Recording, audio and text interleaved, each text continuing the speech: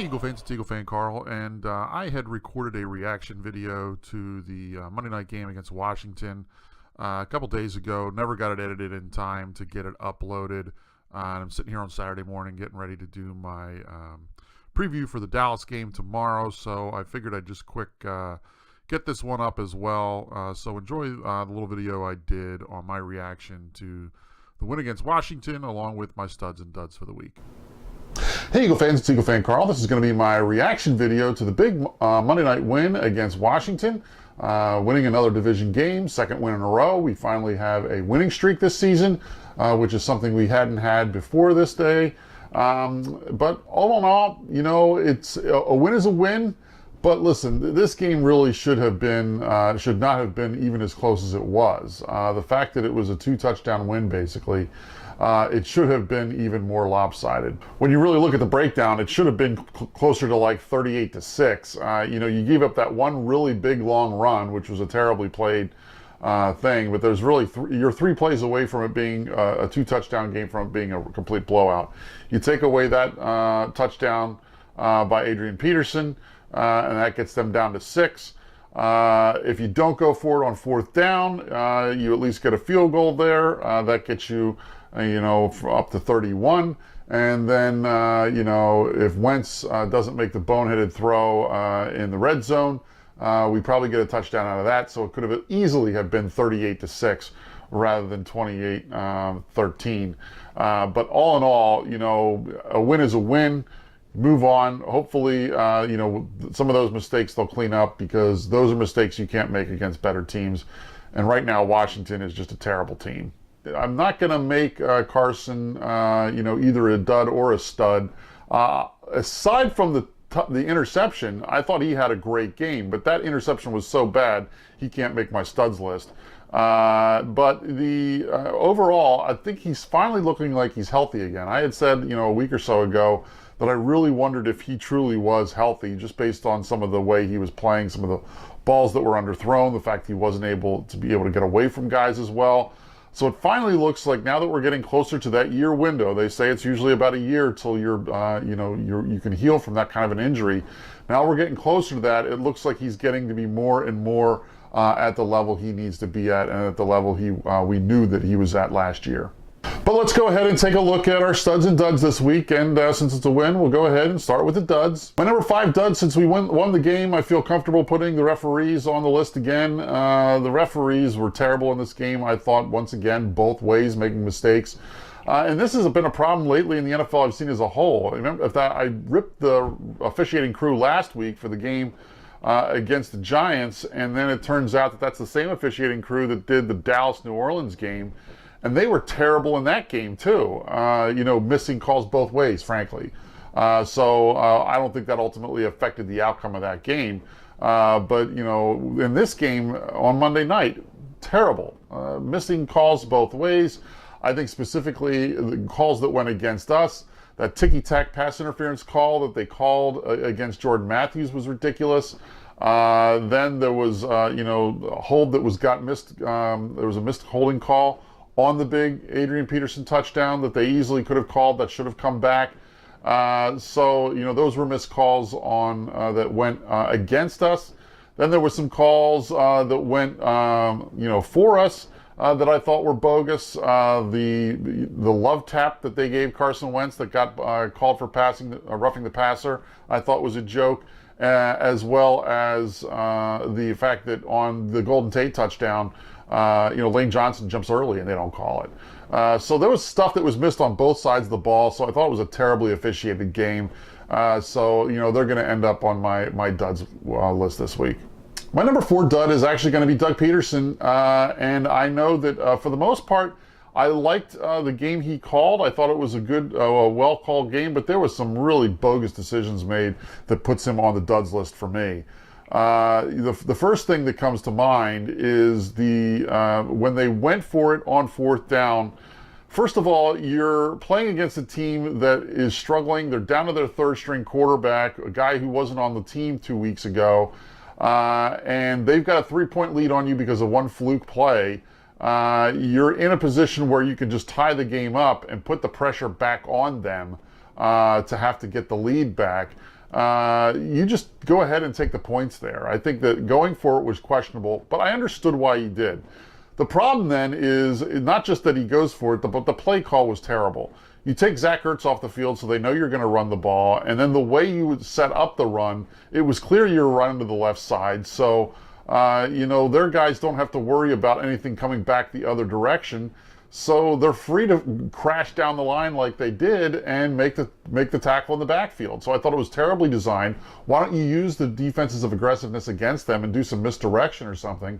Probably if we had done the same thing and faked the handoff and Carson keeps it on a rollout, there was one wide receiver and cornerback down at the bottom of on the near side as you were watching it on TV that probably easily could have made a block that he probably could have gotten in and walked into the end zone if you had done that, because they were playing that run so aggressively. If you had done that, that would have even probably been a better play call. The other problem I had was this is the second time this year now that we're calling timeouts at the end of the first half when their other team has the ball, only to give that team more time. I know you had them in a second and long or whatever, but until you get into a situation where you know you're getting the ball back, I don't think you should be using your timeouts. It happened in the Dallas game and it happened in this game where they're using timeouts early to try and get the ball back for their team, but what ends up happening is it gives the other team, if they make one first down, it gives them momentum. You've saved the time for them, and now they can go down and get points. That's exactly what happened. So this is the second time this year now that the Eagles called timeouts at the end of the first half when they were on defense, and it ended up allowing the other team to score points. That's just, you can't do that. And then finally, the other thing I got to question is, why are you going for 2 points? When it's 20-13, you kick the extra point and you go up by 8. Do you really think that a Mark Sanchez-led team is going to be able to score a touchdown and a 2-point conversion against you? I know the idea there is to make it into a 2-possession game, but why leave it to that? If it's a 2-possession game, then it's just as easily to say it's going to be hard for them to get a touchdown and convert a 2-point conversion. So I think the more sure thing is just to take the 1 point there. There's no reason to risk that, and it worked out for them, but I think that was a big mistake. My number 2 and 3 duds of the week are going to be 2 guys in the secondary that I think are really responsible for that long touchdown that Adrian Peterson did get. And that's going to be number 3, less culpable, Corey Graham. Number 2, absolutely culpable, Sidney Jones. Corey Graham gets blocked in a way that he should be able to shed that block and get to Adrian Peterson, or at least force him back towards some other guys that might be able to then make tackles. So he, I think, doesn't give much effort in that. And Sidney Jones' tackling was absolutely terrible. So for that reason, he's a little higher on the duds list. My number 1 dud, though, is going to be the Monday Night Football crew. Oh, gosh, they were terrible. I have watched Monday Night Football this season, but never a whole game from beginning to end really paying attention to it. Generally on Monday night, I might put it on my iPad in my office and work on some stuff or whatever. Or when I do put it on the TV in the living room, I'll watch it, but I might be doing something else, on my phone or my iPad or something like that. But I'm generally not really concentrating to everything. And I knew that I had seen signs of, the fact that they were not good from an announcing perspective. But this is the first time I really was paying attention the whole game all the way through, and they are just brutal. Some things that just jump right out at you. There was times when they were just flat out wrong about things. The one that jumps out right away to me was on the Wentz interception. They kept talking about how Josh Norman, jumped the route. No, he didn't jump the route. The ball was thrown behind the wide receiver. That's what happened. Yeah, he might have gotten to a better position than I think it was Jeffrey that the pass was going to. But ultimately, he really doesn't. That's not what happens there. The ball is underthrown and thrown behind, and that's the reason the interception happens. I think if it's thrown out in front where Jeffrey can get it, Jeffrey's still going to be able to make the play on that ball, and Jeffrey is shown to be a guy who will go up and get those 50-50 balls. So I don't think that it was the fact that Josh Norman did anything. I think it was just absolutely a poorly thrown ball by Wentz. The other thing is just sort of the simplistic analysis they're giving. They're saying things that I can see. And when that's the case, you're not really adding anything then to the dialogue of the game. If that's the case, then what purpose do you serve? If you're making observations that the average fan can make, then you're really not really adding anything to the game. So for that reason, I thought it was just absolutely brutal, some of the things that he was saying. And like I said, not really adding anything. And then to make matters worse, they talk way too much. There is something to be said for some announcers allowing moments to happen and sort of stopping. But they're talking over things. When Nate Geary's intercepting the ball, they're talking about something completely unrelated to the game. I think that might have even been when they were on the domestic violence speech that they were going on. So they're really not talking about what's going on. And it just was absolutely... that is one of my pet peeves when I'm watching a game, and it's at that point was still somewhat of an interesting game. There was plenty of time.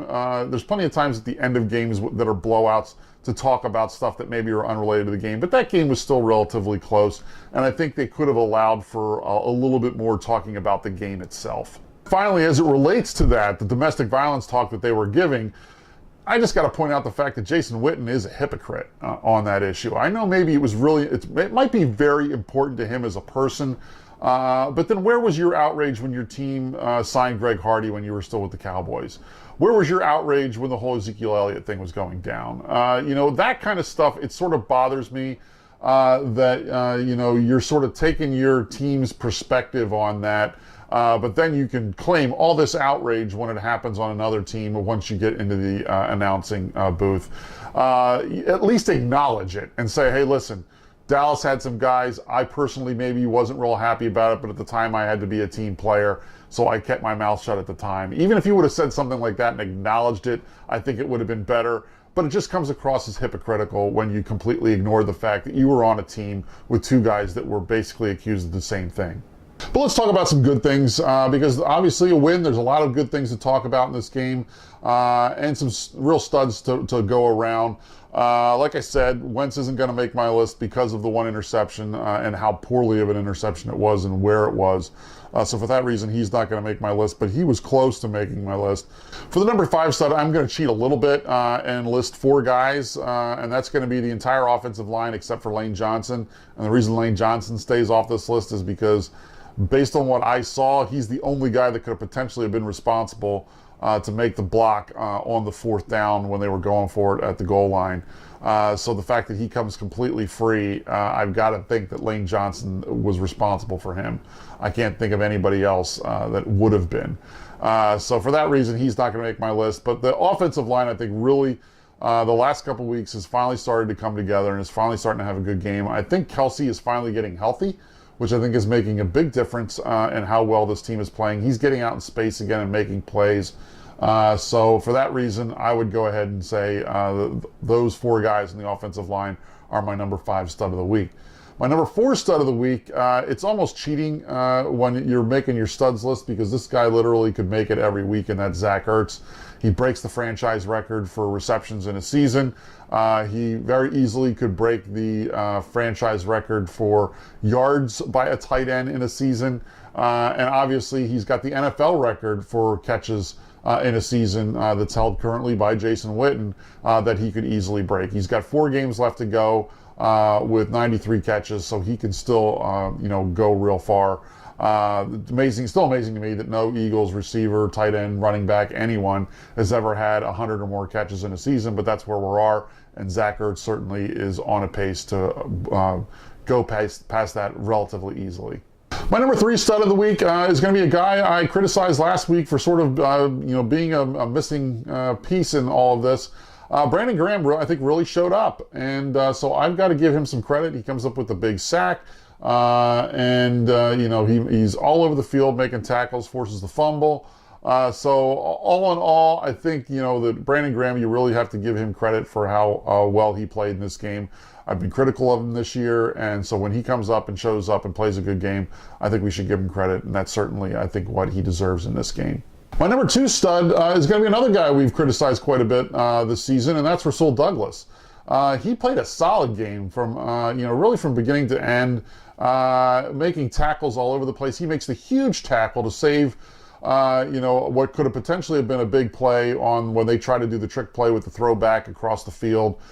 He makes the huge tackle there to bottle that up so it doesn't go anywhere. And all in all, I think he is playing really smart, instinctive football. He doesn't have the speed to really be able to play the cornerback position with any, with the better wide receivers in this league, which makes me really wonder. I know that they keep resisting this when they get asked it, but they really need to think about him as a safety long term and look at converting him to that long term. I think that's really probably where he's a better fit. He's one of the best tacklers in the secondary that we've got. He's an instinctive football player, which I think you need to be as a safety. And, all in all, I really think that that's where he probably belongs long term. And I would love to see them make that change. My number one stud of the week, though, is going to be, there's a coming out party finally for Golden Tate. And I think he had a solid game, finally getting some chemistry, it looks like, with Carson Wentz.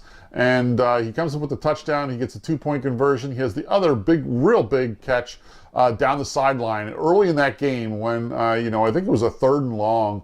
And, Wentz sort of rolls out and motions to him to break down the sideline. And he does, and he catches the ball perfectly. That was a huge play of the game because if we get stopped early there, that game might have a very different feel to it because then the team might get it into their heads.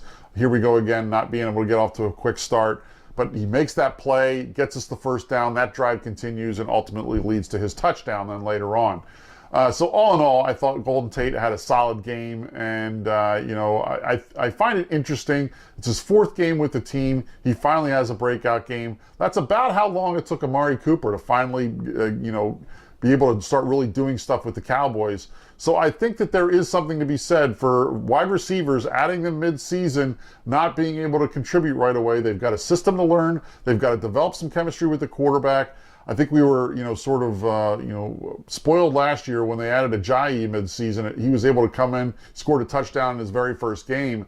But I think a lot of that has to do with the fact that running backs, it's a lot simpler. It's hand the ball, run with the ball, try to get behind your blocks and make a play.